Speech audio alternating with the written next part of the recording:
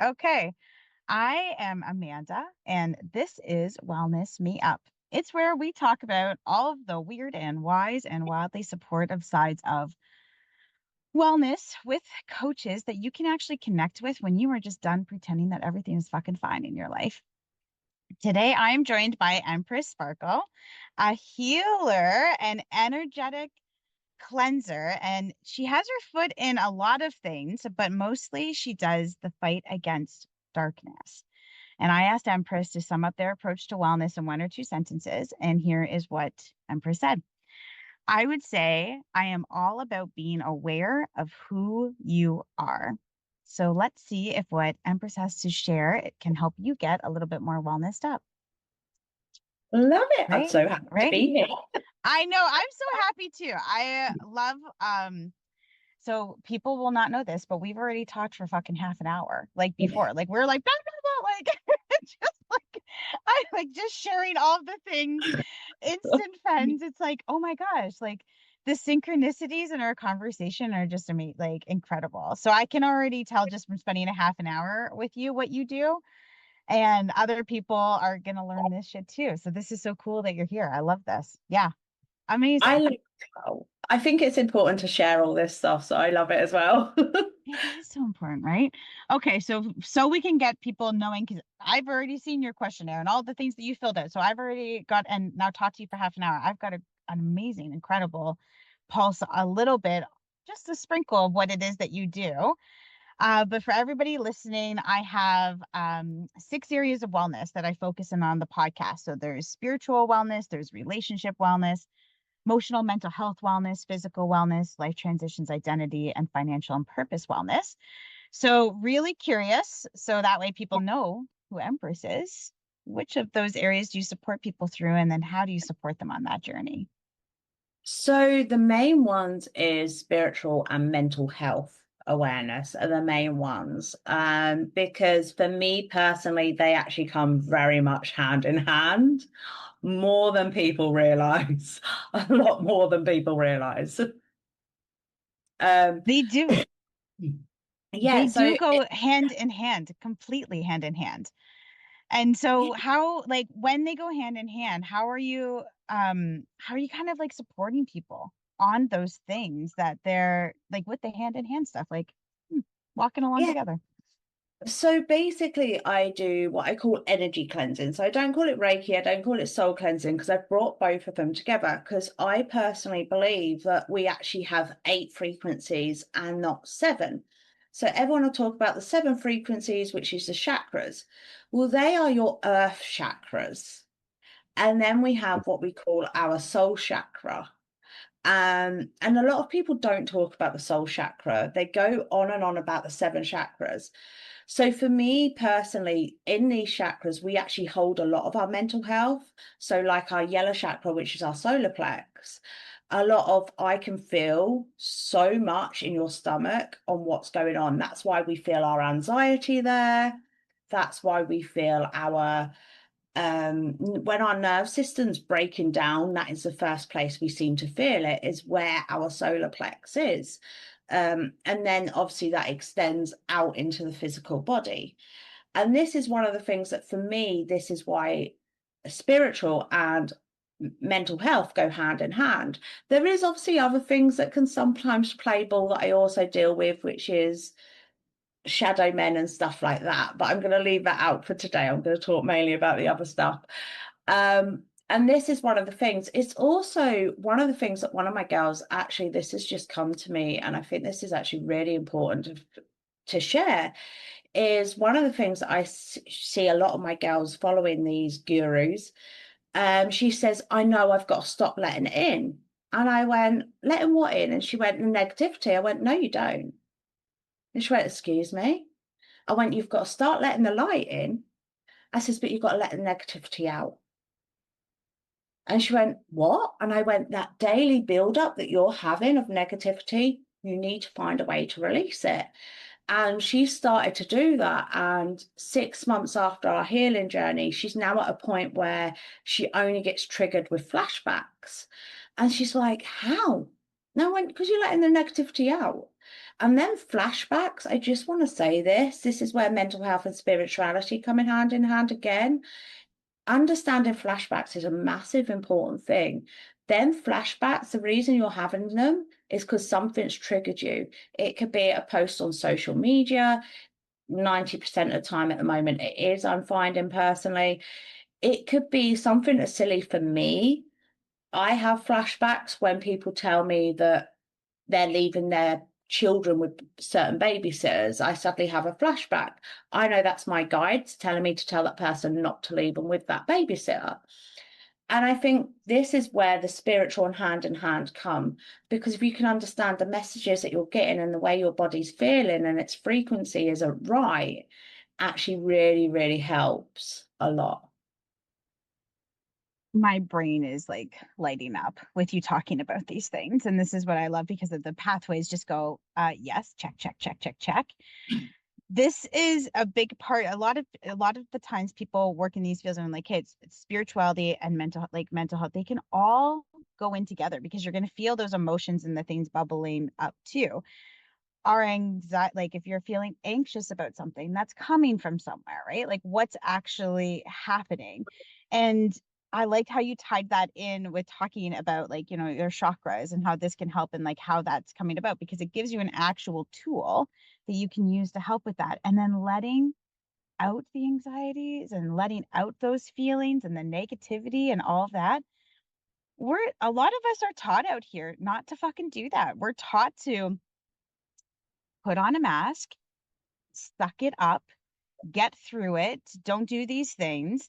And it's difficult to like do something opposite of what people learn and what they've been told to do. So when you cry, when you get angry, when you do these things, these emotions are all totally fine and fucking cool to do. They're okay to have. They can be very constructive emotions to let that like because no parts of us were not all amazing and perfect and wonderful and light and full of all the good. We've got shit in us too that and things that are hidden inside of us that we don't necessarily want people to see because that's going to be dropping the mask and letting it down a little bit. So I love the things that you're sharing here with it's so cool. Love this. Yeah.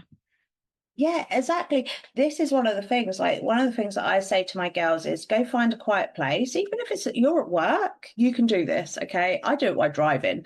Go find a quiet place, bring up your white light, feel that peace and harmony. Your white light should feel like peace and harmony. So at the start, it can feel numb a little bit. Bring that up, breathe out all the blackness, surround it with that white light, pick it up like a baseball and launch it as far as you can away from yourself.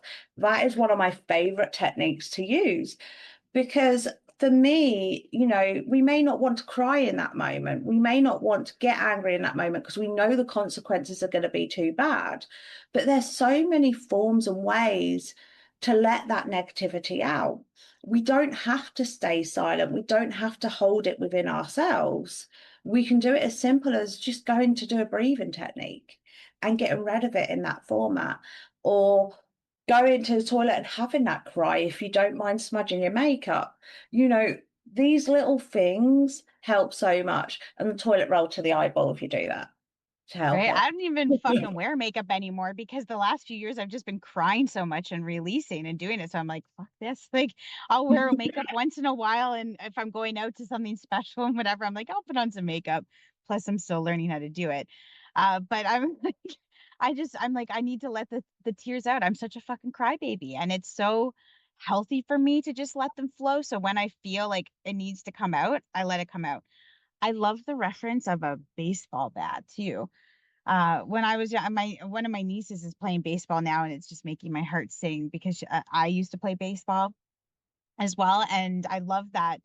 It's like that. There's nothing feeling like I went out to a field with her the other day and just like showing her to choke up on a baseball bat, like go walk through it, stance up, get your stance hovering over the plate, crunch the plate, choke up on that bat and just take a fucking swing because that feels so good to just think of. Like, what does that feel like to have that vibration of the bat hitting the ball and what that feels like in your body and then watching it just sail out like wherever it goes in the field, right? That's such a good metaphor, Empress. I love that. Oh, so good.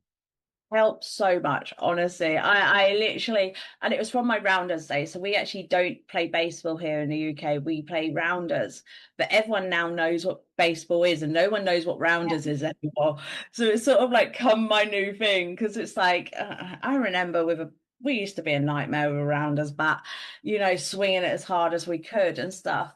And I just think that sometimes even just that not physically doing it, but feeling as if you are doing it is just as important and as physically doing it. Completely. Completely. I agree with that. So when someone says like, so they get to you and they're, all sorts of things are going on with their bodies are showing up, just feelings, emotions, wherever they are in their life, and they don't even know sometimes what's going on with them. And they look at you, they find you, and they're like, I don't even know what it is that I need. I just know I don't feel right. I don't feel good. I know something needs to fucking change in my life. How do you meet somebody in that moment when they're at that very beginning? Like, I don't know what it is that I need. I just know I need So some help. I'm pretty blessed with feeling energies. I'm actually a nightmare for it, especially tarot. Like I am a nightmare. So I'm quite blessed because I usually do, I'm always a tarot reading at the start because I see more in my tarot than people realize. I don't tell them everything I see in my tarot. Reason being, I recognize that some people mentally cannot deal with that at that time. They cannot deal with me saying, by the way, your husband's cheating on you, or by the way, this is what's going on in your life, by the way, this is abuse. They are not ready to hold accountability for that. They are not ready for that responsibility. So for me, it's a lot of feeling the energy at first. I do a free consultation where I sort of do a mini Reiki session and a mini energy cleansing session. I can then also see the soul ties that they've got attached to them while I'm doing this. And this has shown me actually how much darkness they've got coming in from other people. So this is one of the things that we don't realize is we call them vampire suckers, but as they're taking our light, they're actually putting darkness into us. So, and that then drains us and pulls us down more negatively. So then what actually happens, I can see that for them. So then I know what direction I need to go in. Usually on the free consultation, I'm not 100% honest. And it's not until we get sort of slowly further in, and we sort of have chats through WhatsApp quite a lot and Telegram, just about how I can help them further and how they can be assisted further. Or if they're having a really triggered day, they will message me and stuff and sort of go, what do I do now? How do I deal with this? I've had at 3 a.m. in the morning, I've been on the phone to someone that's suicidal, type thing, just to prevent it. And for me personally, this is one of the things that I think a lot of people haven't actually had before. Energetically, they haven't had that. They haven't had that feeling of being wanted, that feeling of being okay to be able to talk about anything they want to talk about. They haven't had that before. So I think for me personally, I sort of provide that extra step for them that's needed at the time of their healing, which I get from their energy. And there is some people that I come to me and I can't help them. And I will admit that they sit there, they think they're ready to heal, but they're too consumed with darkness and they actually enjoy being in the trauma. They enjoy being in the drama that they're in. So I will work with them maybe 3 or 4 weeks. And then after that, I'll go, actually, do you know what? You're gone. And I can tell that by their energy. But until you start working with someone, sometimes you don't 100% know whether they are definitely like that, especially through computer. I have to admit that. You have said quite a few things in there that my brain is picking up on. And like one of the very first things that you said was accountability, because a lot of people aren't ready yet to see what it is that like they're creating in their worlds, any of those kind of things. And sometimes healers, coaches have that ability to see those things, but we have also that self-awareness to recognize, as you said, that they are not ready to receive this information yet. There's still Yeah. other work to be done. There's still other perspectives that would benefit them from knowing and understanding and learning about themselves. And I know that's sometimes like that's sometimes part of mine is that I need to still fucking learn that filter because I can be very direct. I can be very sweet when I say things, but I can be very direct because I can be very quick to see somebody and what's kind of going on for them. And I'm like, fuck, I need to learn to screen that a little bit nicer and do that. So this is a good reminder, even for me, for those of us out there that are still even learning that boundary. And then the other piece that you said that is really resonated with me because I've never heard it explained that way is the vampires and the energy suckers. So I've heard of the energy suckers and vampires taking from us and leaving us drained because I am this big believer that I always like to judge somebody by how I feel after I spend time with them. If I feel fucking depleted and exhausted, or I'm feeling angry and edgy, where are those feelings coming from? Right. And I think, well, who the fuck did I just spend time with? Like, why am I feeling this way? Look at where I spent my energy in the last like day or a couple days or week, even what's going on, and where's that energetic cord coming from? But that thought of they're taking from you, but putting into you, though, that's a different perspective that I haven't had yet because they are putting these feelings inside of me and this bubble. Like that's where that's coming from. So I never had that explained to me in that way. I really appreciate that. So thank you for No, that. I think it's an important thing that people actually don't realize. With soul ties, we put, me and you now have a soul tie. We've Yes. now met, so we're putting energy into each other, which is positive energy. I just want to say that from both sides. So I love it. And this is the thing that I think a lot of people don't recognize. Some people do it without even realizing. And this is one of the problems that is a major issue. Some of these people don't know, and this is where accountability again goes, that they're actually draining you. They're an energy vampire. Some of these people just don't know. And it's scary in some sense, and it is scary. I do know that. It is fucking terrifying. It is. And that a lot of people are walking around out there and don't even realize that it's them doing this.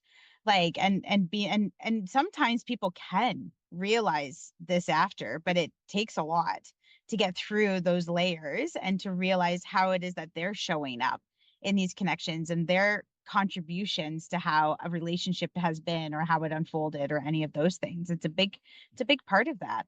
So I wonder, this like kind of leads in then into the third question I like to ask people on this podcast is what's something that tends to then unlock people, like a shift or a moment or some sort of truth bomb that just starts to propel them forward into those realization goals, those wellness moments for them that are like, oh fuck, I am acting in this way. Oh, you've made me think now because each person's different.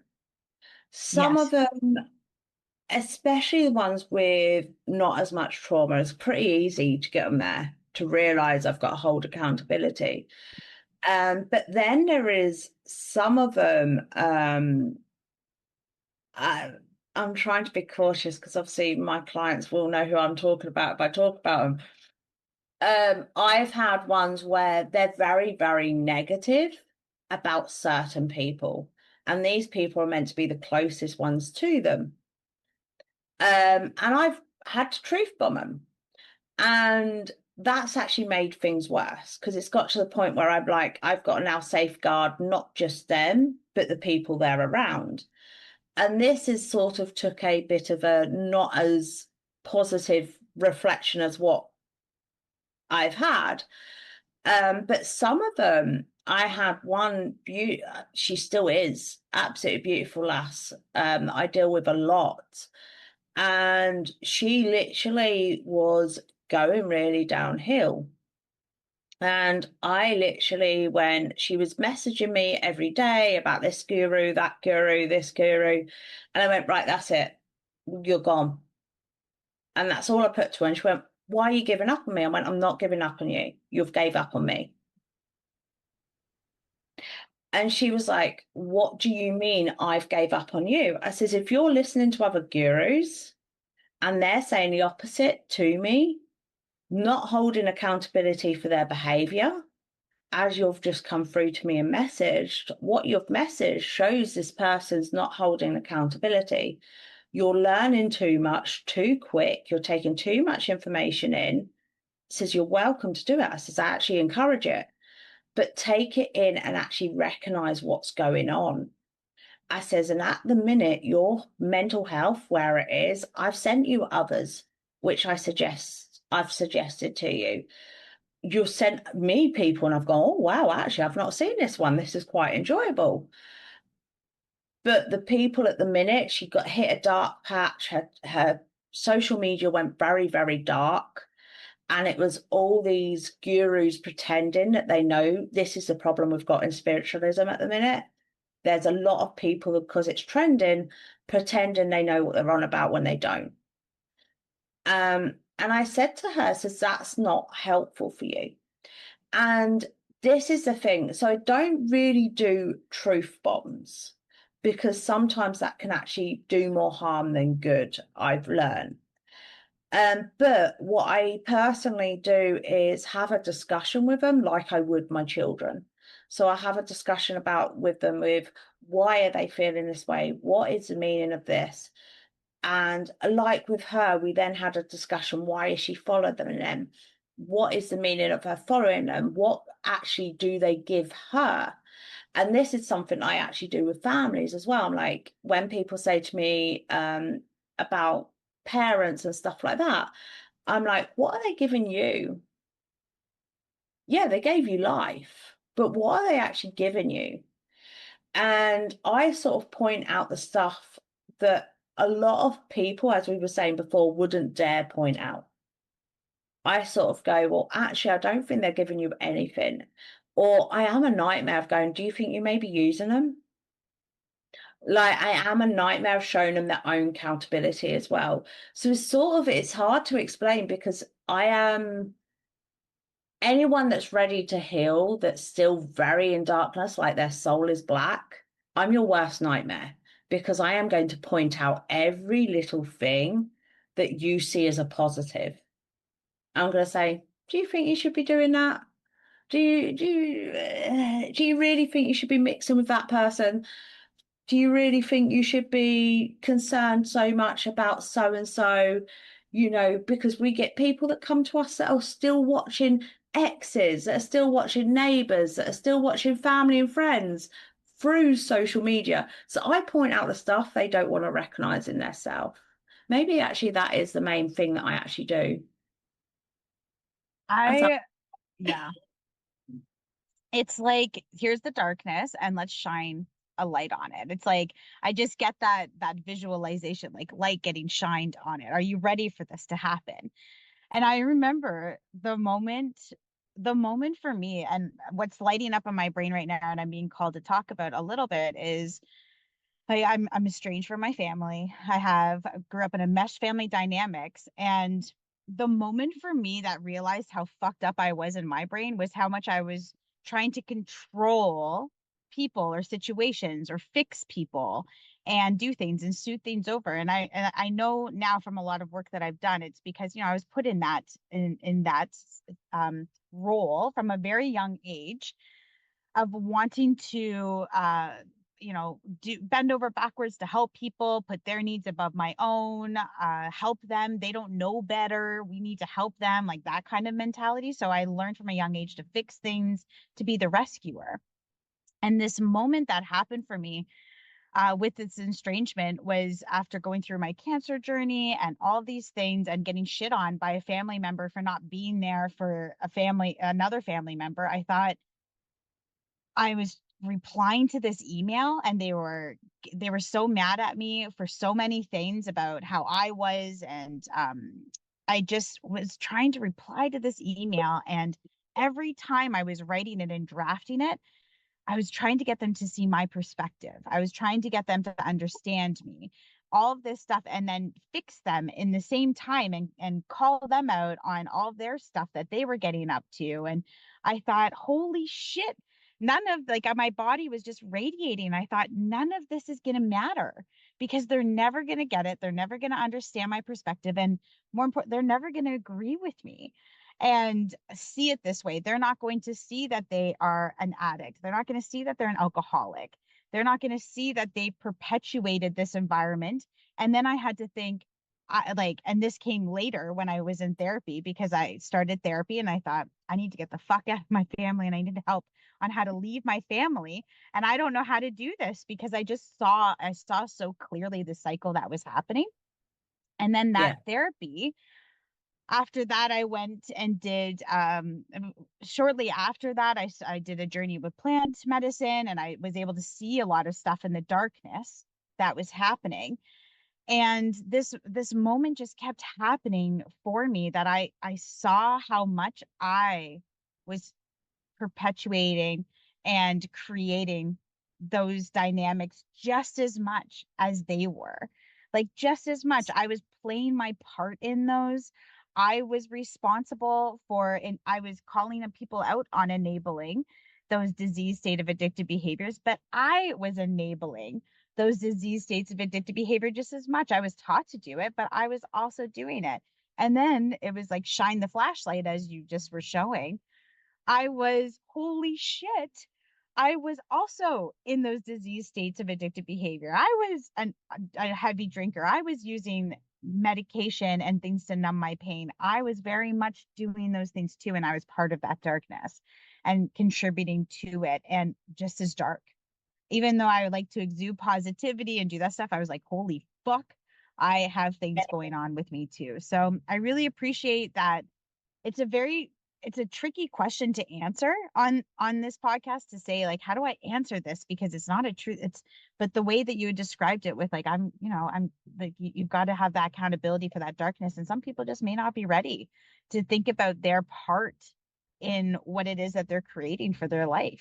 So it's I really appreciate that, because my brain just fucking whoo, like lit up, like, oh my gosh, she's talking about me, guys, like this is what's happening. Like she's she's just I not seeing it, but she's talking about me. She doesn't, maybe she doesn't know this, but that's what's happening. But So I've been very, there, yeah. done a t-shirt. So I think that's one of the important things when you actually go to a healer, when you go to someone about a guru, is actually that they've been there and got the t-shirt. Because if they've come out the other side, look at them, you will be able to. You're going to do it too. That's right. A lot of these coaches, that's what's so incredibly remarkable about everybody, is that people in this space, people helping and doing this work, we've gone through a lot of this shit.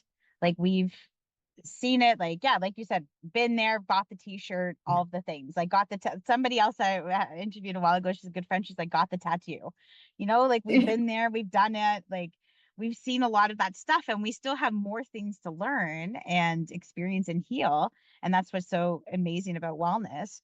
But we may have already we know a thing or two, and we've seen these things and we move through it. So See, we can that help is some it. other people with that, shining that light on, and we can recognize these patterns maybe a little easier. But then that difference is working with you is knowing when somebody is ready to receive that information, and if they're actually there on that healing journey to see it and hear it, right? And not a lot of people know that difference. They can just say it. Sadly, they don't. And I do blame talking therapies. I do blame talking therapies. We're not there to re traumatize you. Talking therapy is. Like, that is one of the worst things about talking therapy. You can go through talking therapy. And I remember going through it. I went through it from 18 years old until I was 27.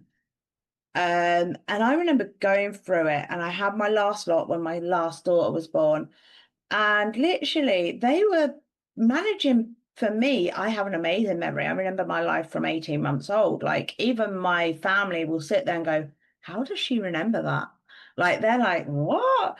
And this is one of the things that sadly, it it's built round very old school behavior and old school thoughts that trauma's forgotten. But the trouble is, there is a select few of us that really remember every detail of our trauma. So there was a few things which were the worst things which I managed to repress, and they were bringing it back up. So I was getting re-traumatized over and over again, but they weren't telling me how to let it go. They were just discussing it. How did you feel in that point? What did you do? Where could you have gone? And it was like all the questions I was already traumatizing myself with. Because you need to remember, guys, you're the only person you're with 24/7. So the only person you need to please is yourself. So the questions that I was going over and over and over again already in my head, that counselor and therapist were putting them questions back in my head. Why didn't I do that? Why didn't I go there? Why did I go there? How did I end up there? Who put me there? So I was ending up re-traumatizing myself over and over again. Whereas what we do is about going, right, okay, that's the first memory of it. Now let's deal with that. And that's it. Then we move forward from it. And I think that's one of the things that, for me, makes us different because we understand these therapies don't help without the medication. And let's be honest, the medication isn't good for us. I took the medication and put loads of weight on, and now I can't lose weight. And I really struggle with my weight. And this is one of the things that, for me, okay, is really frustrating about our society, especially here in the West. When we look at places like East Asia, yes, they have a high suicide rate because of their work life. But if we actually look at some of for centuries, their society have managed to make it to like hundreds of years old. And yet we're only just getting there in the last 20 years. Ask ourselves why, when they put a lot of spirituality and a lot of herbal medicine first. Sorry, I went on a bit of a That's what happens though. We go on a little bit of a thing, right? Because a lot of us have and therapy can be useful for a lot of people that want to talk and to do these things. And I think a lot of us, what happens is like, and even myself, I've been on and off therapy because sometimes I'd love to talk and talk and talk and talk and go, and I just want somebody to listen and do that. But then what happens is I feel like I'm going on a bit of a wheel with it. And then I find myself, I'm like, okay, I've talked myself into a wheel on this. And now I need to get in off the wheel and got onto a little bit more forward thinking, a little bit more of an action base. So then I go and do that. And then I'm like, oh, fuck, all the thoughts are looping in my brain again. I would like to get them out. It's kind of like what you said earlier with the find that way to release it, right? And there could be a way to release it. There's that, I think, even with you doing therapy all those years, you may not have been able to do the things that you're doing now oh, 100%. without having gone through it, right? So there's benefit to be like, okay, I've done that, experience it, and now what else is there? And I think that's like a level up, right? It's like, where else can I keep going with my wellness? Where else can I keep going with my knowledge, with my understanding, and my self awareness? That's going to just keep propelling me forward and moving me into the next like area arena and all of those things, right? And it is pretty mind blowing. I think that I don't know where this island is.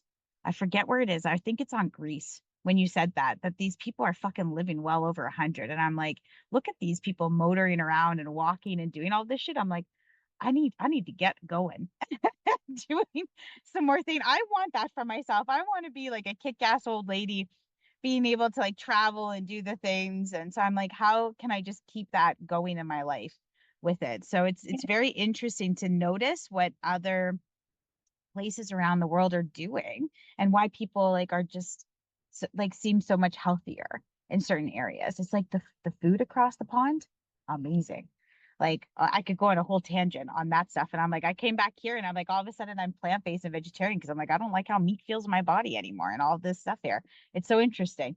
So we could go in so many tangents with this. Yeah, I love, and it's so surprising, right? Which is what leads me to the next question: is like what are your clients usually most surprised by after when they start working with you?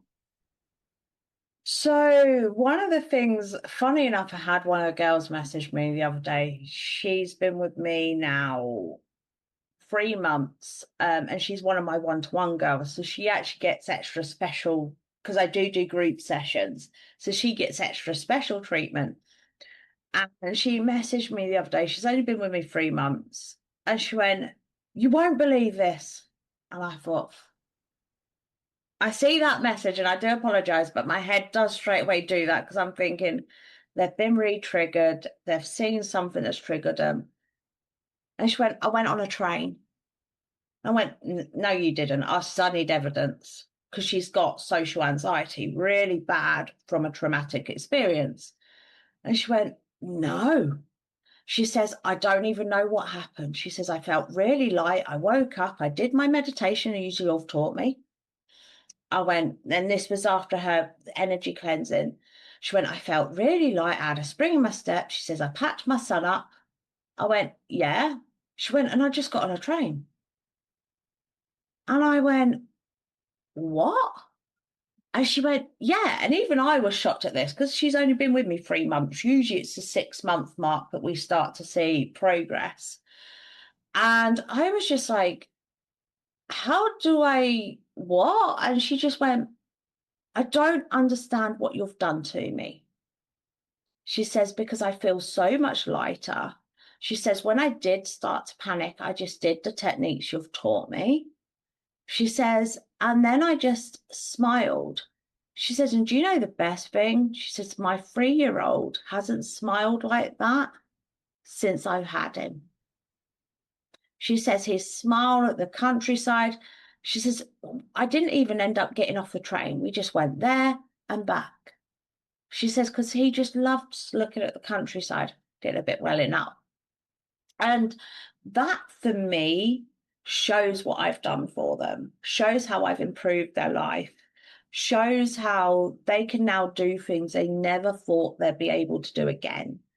It also shows as well, because I don't know whether you know about the news here in the UK, it's quite bad here at the minute, especially on trains. And I thought the thing she chose to do this on was a train. Like, this is massive. This is, she doesn't know who's going to walk on and off. And this is one of the things that I think is the life changes it actually brings. Being able to spend more time with your family, being able to spend more time with your on your own as well. So this is another thing she never used to be able to do. She wouldn't be able to sleep without the TV on because she couldn't sleep in the dark on her own. She can now sleep on her own. There's not a problem there at all. And this is another thing that I actually bring to people, is being okay on your own, knowing that it's okay to sit on your own for like 10. I love to meditate for 6 hours. I'm a bit of a weirdo. And being in your own head is okay, and understanding your own thoughts. And I think for me, that is part of the massive journey that I personally bring. Yeah, I'm sort of, I don't know how else to word it. I'm getting a bit choked up talking about it. It is, right? Like it's I so appreciate those little moments that people just realize how far they've come.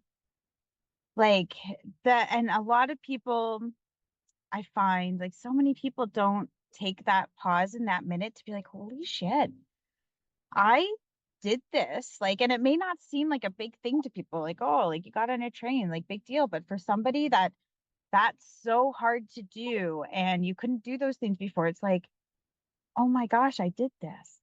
And then to be able to have somebody witness that and share that moment with you and celebrate with you, like that's why this work is just so meaningful. And um like It sharing and just showing the growth that you've had with, and sometimes it could take, and sometimes it propels you forward so quickly. It could take a few weeks, like it's shocking.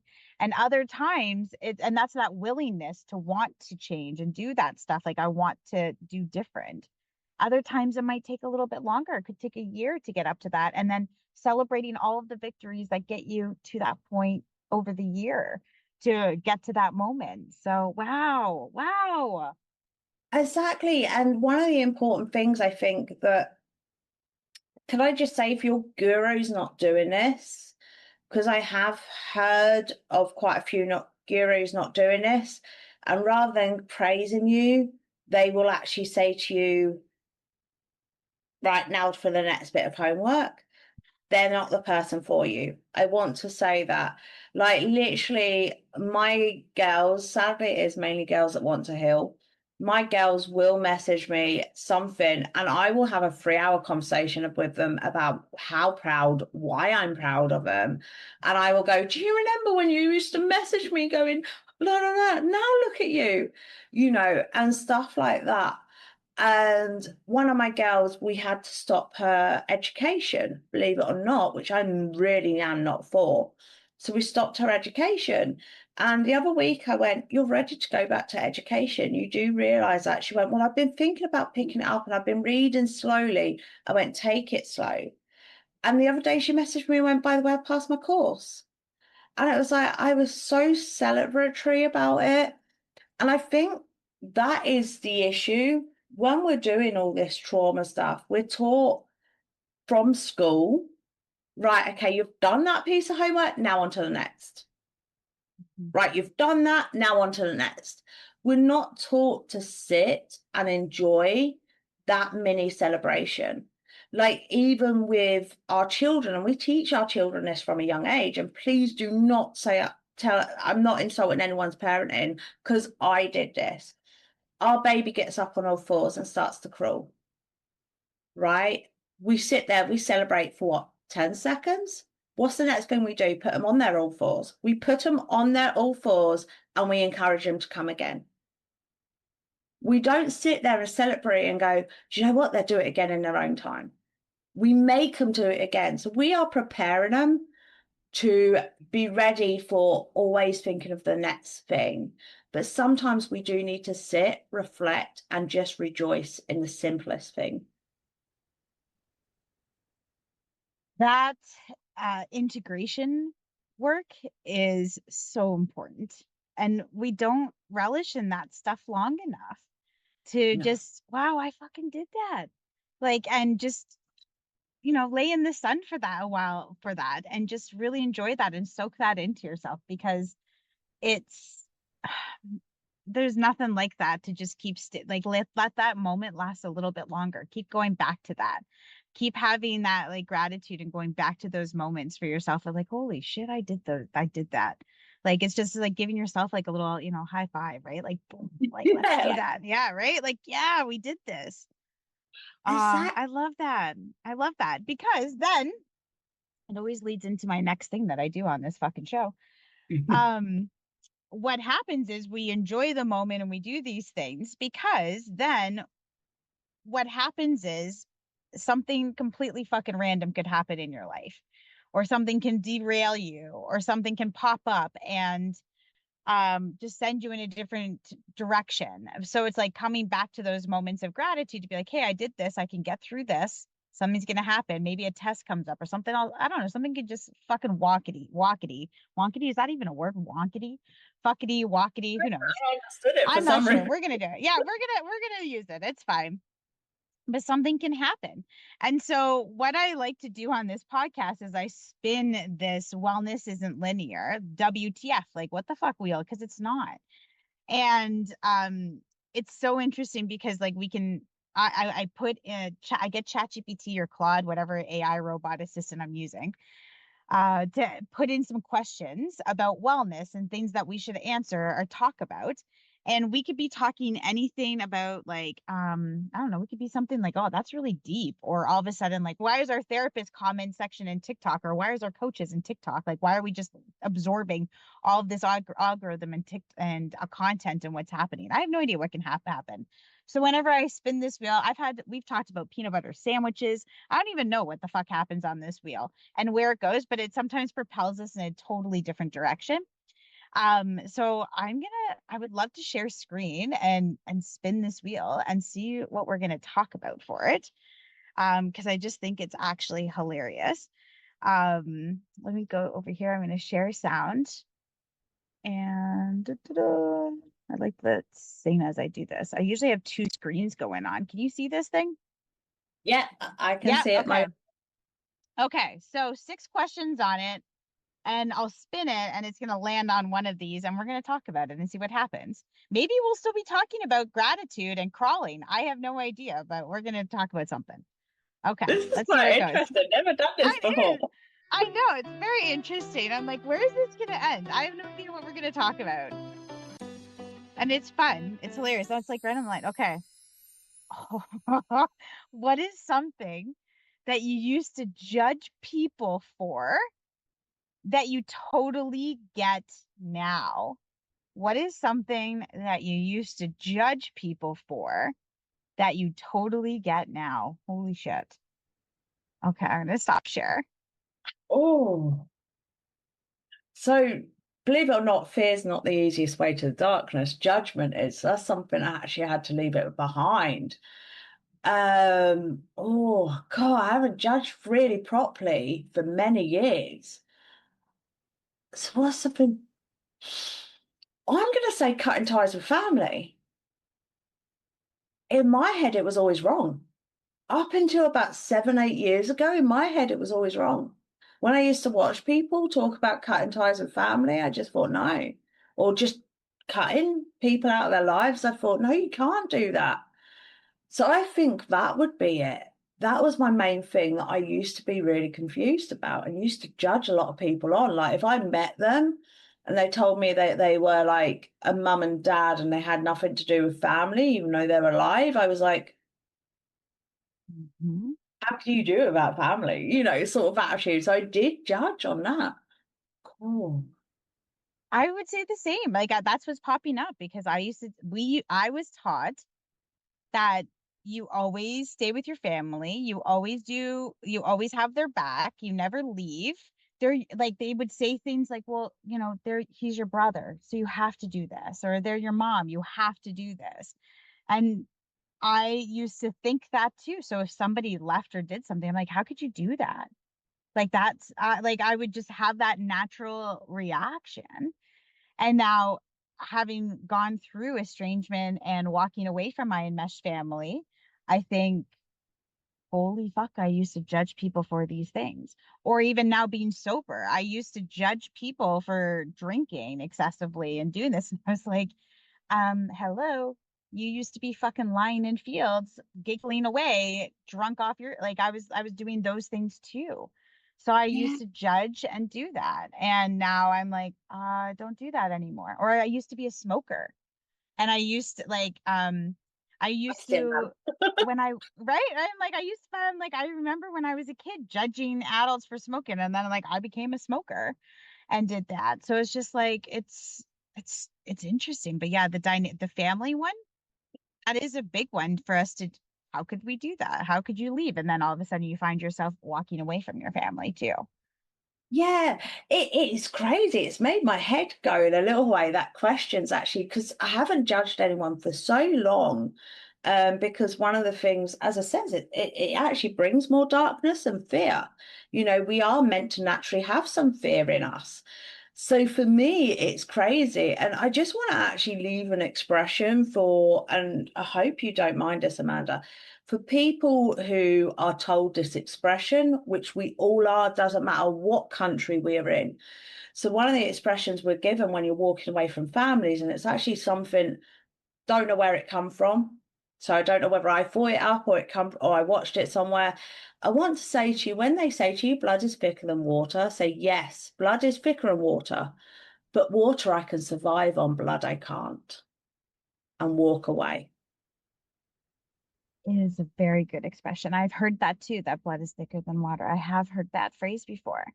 And it's that perspective shift is just like, yeah, but I'm not going to survive on the blood. I need water to walk away. Like I need to actually fuel myself with these things. I need to feel better. I need to do all of this for myself and for my wellness and my care. And I have literally had people in my life ask me how I don't feel guilty for leaving. I have had people ask me that, how do you not feel guilty? How did you just do that? How did you leave? And I think, like the peace and the growth and how much I just look at my life now and I'm so much healthier and I am so much happier. And I look at the I don't know what they're all doing or any of those things, but from what I've heard about them, they're, they are not getting healthier. They're still on those same cycles. So like I see the difference of where I am compared to where I used to be. That helps with the guilt. And I also feel more at peace, and I feel fucking lighter. Well, I'm also 90 pounds lighter as well. That has helped. But I feel like a lot lighter just emotionally and off my shoulders. And I wouldn't trade that peace or lightness or any of that for how often I would feel guilted. Like I would feel more guilt being in that family. So it's an interesting thought. So I'm like, yeah, you need water to survive. And that I wasn't feeling like I was surviving in those dynamics. So I like that. That's a good phrase. It's a Yeah, good thought. this is the thing. This is a thing. And on the judgment, I just want to explain why I say judgment is darker than even fear. Fear is keeping you safe. 90% of the time, the fears we have is to keep you safe. Whereas judgment is actually you're judging someone by your opinion that other people have put in your head because they're doing behaviors that you do that you manage to keep a secret.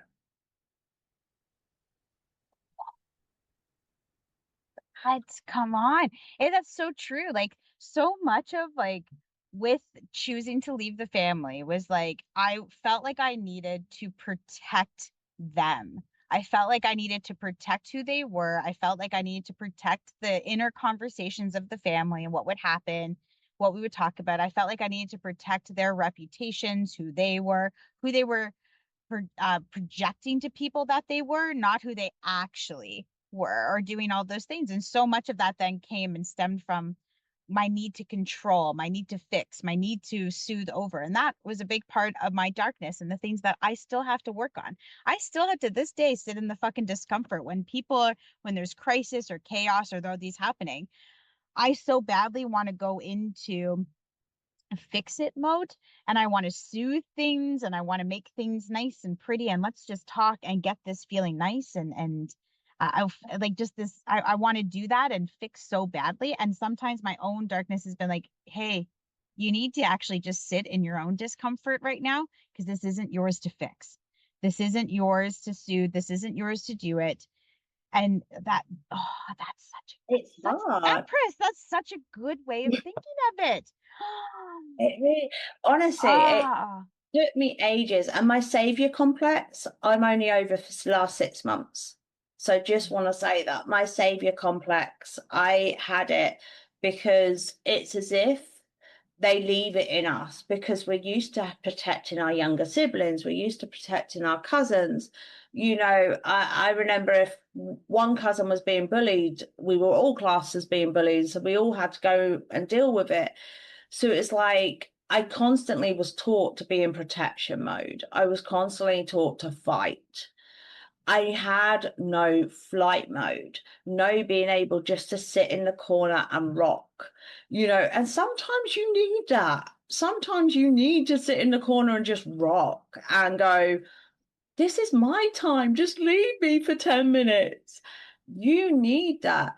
And I think this is one of the things that, in a way, comes out as judgment because we're then going, I remember walking past some kid's sibling at school. I was only about 8, 9.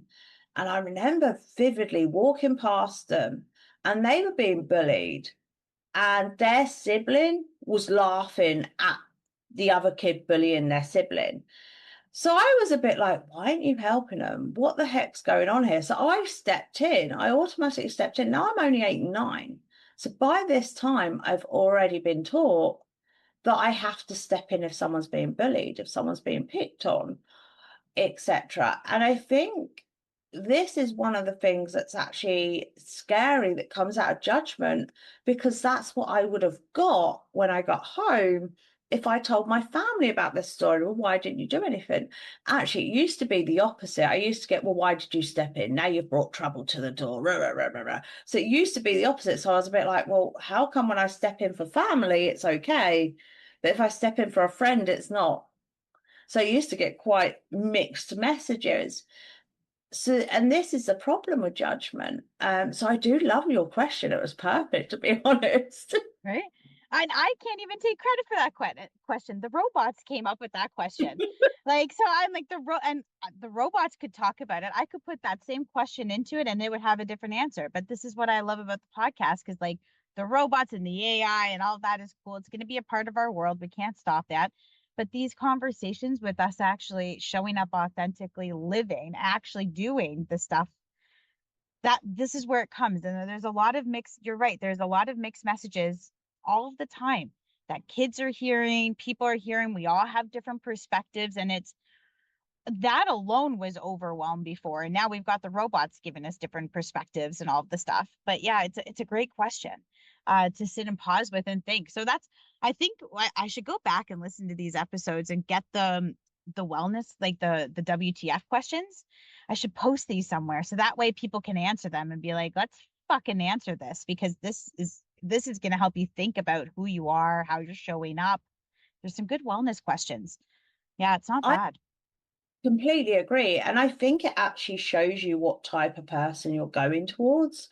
Because if you, I've heard some of these questions about judgment, and they're like, I remember watching someone the other day and they went, "Oh no, if you see a kid on the corner of a street, do judge them at first.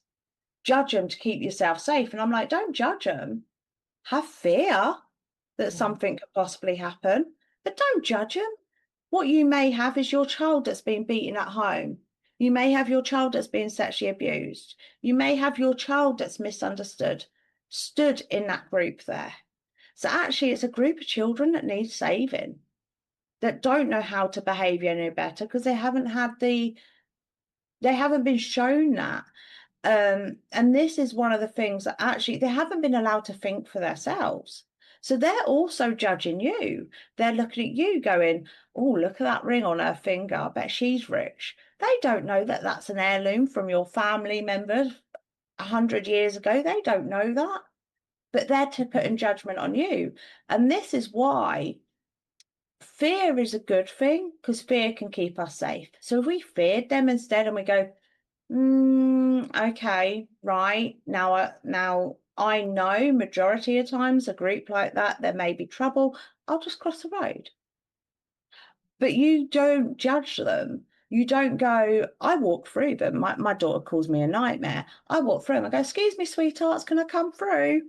And you know what? 90% of the time they move out of the way, because I won't judge them for the fact they look like that, for the fact they've got their roadman duffers on, and and people say, "Oh, I bet that long thing in their trousers is a knife," and stuff like that.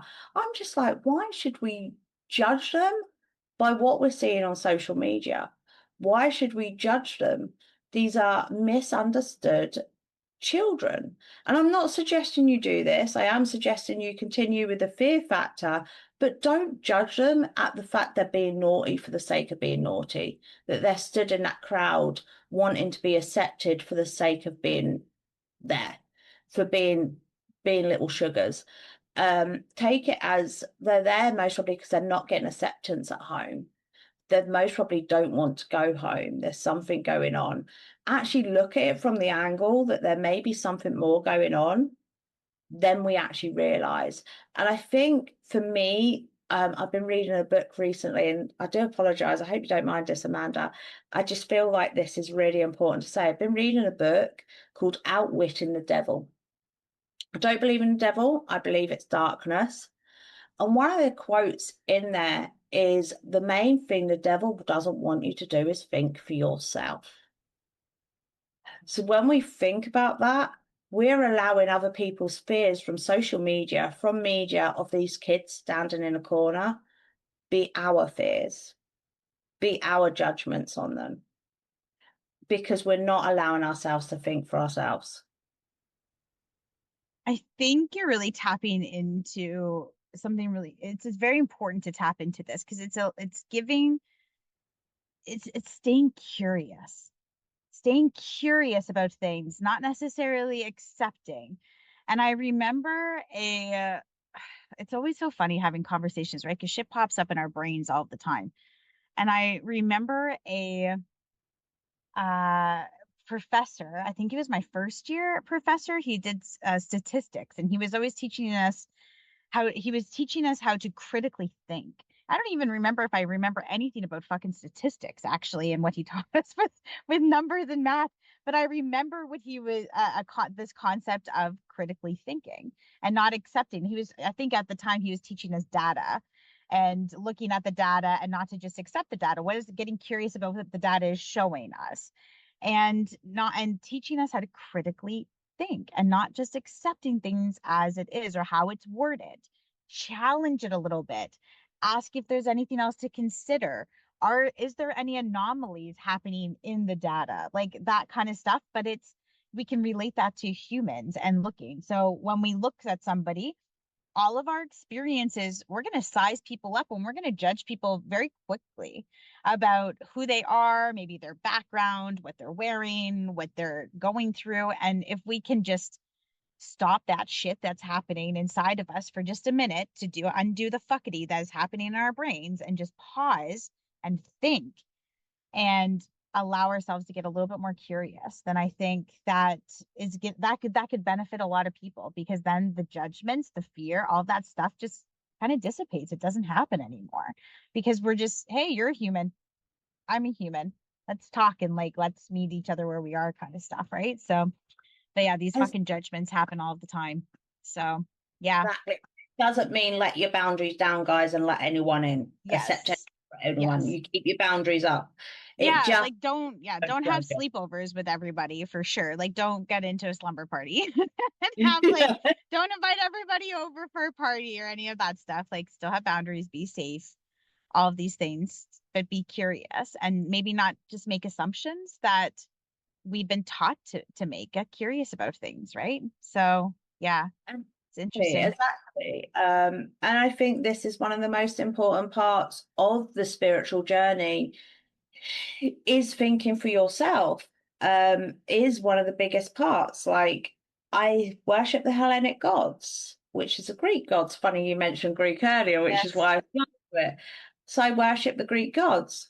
And I worship them in a way that I'm not accepted by any other Hellenic pagan because they're like, they would not accept the way I worship it because I see it as there's not multiple religions. We have one God and it's like a CEO base, you've got your gods and, like the angel Uriel is the same as Apollon. When people that worship angels see Apollon, they're like, oh wow, you've got angel Uriel with you. And I'm like, no, that's Apollon. And they look at me like I'm crazy. They're like, what? And I says, yeah, you may see him as angel Uriel. I see him as Apollon. And they're like, huh? I'm like, they're all the same. And I Yeah. think this is the thing, because I dare to let myself think out of the box. It was a very, very strange thing as I started to learn about East Asia, like Korean culture, Japanese culture, Greek culture. When I started to learn all this, the similarities between the cultures, even then and now, was absolutely crazy. And I think for me personally, that is because, as you said, I stayed curious. I was like, I need to learn everything. I need to read everything. I need to understand everything. Why is this said? Why is that said? And it does everyone that knows my head their head in since I was a kid, because I would question, well, why is that a rule? And someone said to me one day, my daughter asked for a chocolate spread sandwich, and this was actually the time that my husband realized what I was doing. And it was 9 o'clock in the morning. She went, no, I don't want it on toast, but can I have a sandwich? And this person said to her, no, you can't. You've got to have it on toast. And I went, but why? What's the difference? Bread is bread. And they went, no, a sandwich isn't a morning thing. And I was like, but who says? Who says it's not? Who says you can't have chocolate for breakfast? Who says you can't have ice cream for breakfast? Ice cream's technically cereal. Who says you can't have it? And this is what I think. I don't know why I felt like they were talking to me and they were like, you need to elaborate on this. And I think that's what we mean by being curious, breaking the boundaries that can be broken. the ones around the society rules, such as silly eating rules. Why can't you put your elbows on the table? Why is it rude? Why can't I cross my knife and fork that way? Why is it rude? Mhm. Understanding that most people don't actually know the reason why is because that's actually signalizing that you fancy someone on the table. People don't realize that that's what it meant in back in the day, because we're not Mhm. taught that now. We're just told not to do it. And I think this is one of the things that for me is the stay curious. Ask why to everything. Sorry. Mhm. One of my I little agree. I agree. Like, ask why. Like, don't just ask the why. Like, if there's nothing like that help. That's asking why helps you stay curious. Interesting. Okay, so before I wrap up, there's one more question I want to ask, and then I just always ask if there's, how do people can get in touch with you, if there's anything else that you want to share on the pod. But I always end with this question because I love hearing people's answers to it, and it's the name of the show. So, what does Wellness Me Up mean to you in your own words? accepting you.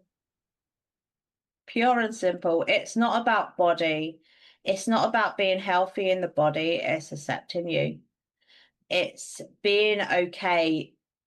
90%, I actually want to go higher. 95% of this world cannot sit in a silent room, completely silent, no music, no nothing, and listen to their own thoughts because they torture themselves. Until you accept you, you won't be able to do that. Until you accept that darkness within, which is part of you, you will not be able to do that. So, wellness is being able to sit with yourself in comfort.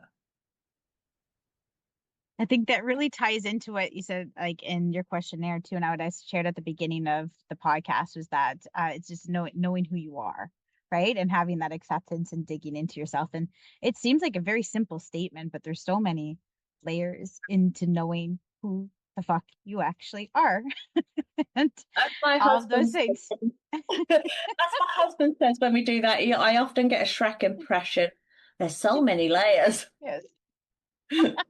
Like, hey, no, onion. And it is more like an onion. It's rotting every time you pull a layer. It is, right? And onions make you cry. And you're gonna figure out some shit about yourself that's a little dark and all the things. So, like an onion, like I remember even I was chopping onions once one day and somebody came in and I was just crying. And I was just like, I'm just so happy to see you. And they're like, shut up. Like, but it's just funny. It's just funny to think, but it is Shrek, onions, all of the things. And yeah, they do make you cry. And it does get a little rotten and they grow some weird things out of them too if you leave them for too long. So, As much as we can as well. Sadly, if we let it oh, fester, other things come. so good. Okay. Oh my gosh, this is so funny. Oh my gosh. Okay, Empress. How do people know how do they get in touch with you? How do they work with you? How do they do all the things with you? How do they know you? So the best way to get hold of me is Facebook or Instagram. I'm on there as Empress Amy Sparkle. So I have added my real name in just purely because I found a lot of people weren't trusting me because they didn't know my real name. I went the East Asian way and got a stage name. So you can find me on there. They are most probably the best places, or empresssparkle.co.uk. Thing. I remember that too. I was like, who is this person? I can't find her anywhere when I was looking at you. It was funny. So hello, Abby. Hello, Empress Sparkle. I think that's amazing. Okay. And before I hit end record, is there anything else that you want? You're like, because always after, we're gonna have a great conversation after I hit record end record. It's gonna happen. But is there anything else that you wanted to share or just tie in that you're thinking about how the recording went? No, I'm pretty excited actually about how it went. I think there's a lot for your watchers to unravel, if I'm honest. Most of my guys would be like, "Ugh, here she goes again." Um, One of the things I do want to add is meditate as much as you can. I am a big advocate for meditation, and it doesn't actually have to be the way that people tell you. You don't have to get all them thoughts out of your head. Some of them actually need working through while you're meditating. So don't think that you have to throw them all away. work through them. Obviously, if it's your shopping list, chat to the side, do you know what I mean? But if it's something about, oh, why did I do that? Ask yourself, what are you talking about? Go down that path of trying to figure out where that thought's coming from. Thank you very, very much for everything that you have shared today. Thank you for that. Amazing. Okay, everyone. Here is to getting a little bit more wellness up, one episode at a time. We will catch you later.